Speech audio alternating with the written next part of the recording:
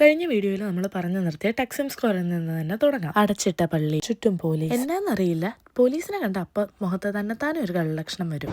Baklava ഇരിക്കുന്ന കണ്ടപ്പോ തന്നെ കൊതിയാവുന്നു.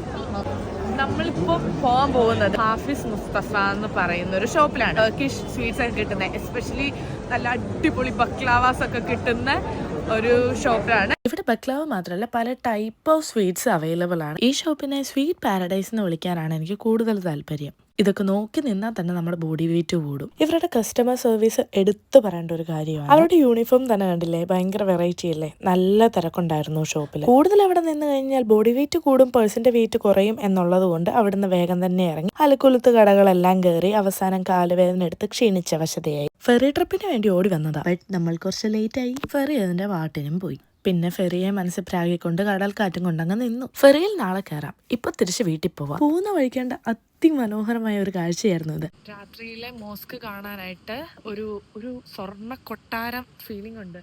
Something magical. മൊത്തം ഒരു ഗോൾഡ് കൊണ്ട് ഉണ്ടാക്കി വെച്ചേക്കുന്ന പോലെ ഒരു സ്വർണ്ണ കൊട്ടാര പ്രതീതിയാണ് രാത്രിയിൽ.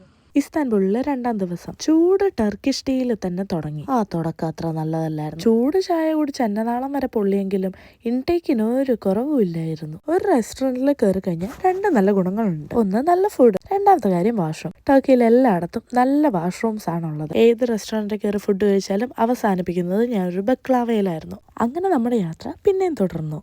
ആക്ച്വലി കാണത്തില്ല, എനിക്ക് എപ്പോഴും കാണത്തില്ല. കണ്ണു കാണാതെ കറൻസി മാറാൻ പോയത് കൊണ്ടാന്ന് തോന്നുന്നു കുറച്ച് കുറവാ കിട്ടിയത്. പണം എത്ര കുറഞ്ഞാലും ട്രിപ്പ് വിൽ കണ്ടിന്യൂ.